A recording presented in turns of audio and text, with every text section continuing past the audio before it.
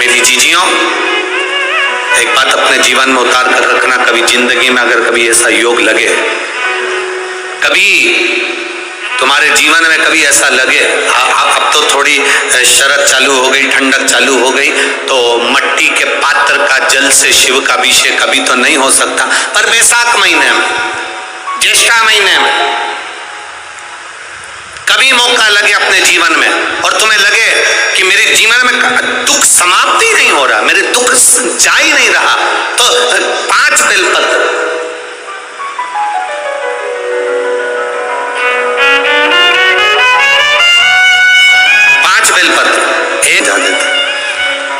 एक बेलपत्र जिसकी डंडी का भाग जल जहां से बहकर बाहर निकल रहा है, अशोक सुंदरी का स्थान देखा है ना सब लोगों ने, बस उसी स्थान पर पहली बेलपत्र। दूसरी बेलपत्र पार्वती जी के स्थान पर, अर्थात जो जलाधारी है वहां पर। तीसरी बेलपत्र शंकर भगवान के शिवलिंग के सम्मुख में जहां आप बैठे हो वहां बैठकर डंडी का भाग विपरीत दिशा में रखकर, तीसरा बेलपत्र। चौथा बेलपत्र भगवान शंकर का जल जहां से नीचे गिर रहा है उस ओर सीधी बेलपत्र नीचे की ओर, और 5वीं बेलपत्र शंकर भगवान के अशोक सुंदरी के स्थान को छुआकर नंदी के पास रखकर, जो घड़े में जल है अर्थात मट्टी के पात्र में जो तुम जल लेकर गई हो, उस पात्र के जल से शंकर का अभिषेक कर देना, शिव को वो जल समर्पित कर देना। जिंदगी में कैसा भी दुख हो वो कटता ही है, वो दुख रह नहीं सकता, ये निश्चित था।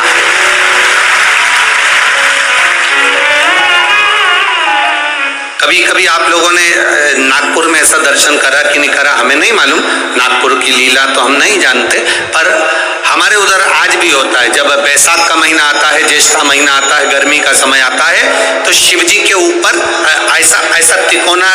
लोहे का कुछ एंगल बनाकर उसके ऊपर मिट्टी का हंडा रख देते हैं। अब यहाँ नागपुर में आप लोगों ने दर्शन करे ना करे वो हमें नहीं मालूम, पर अभी तक चांदी का लगता था, अभी तक सोने का लगता, पीतल का लगता, तांबे का लगता, पर जैसे ही बैसाख का महीना आया, जैसे ही ज्येष्ठा महीना आया, वैसे ही मिट्टी का पात्र रख दिया जाता, उसमें से बूंद बूंद पानी शिव जी को समर्पित।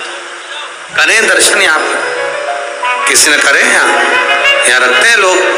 ठीक है। शिव तत्व की प्राप्ति के लिए भगवान देवाधिदेव महादेव के आनंद सुख को प्राप्त करें।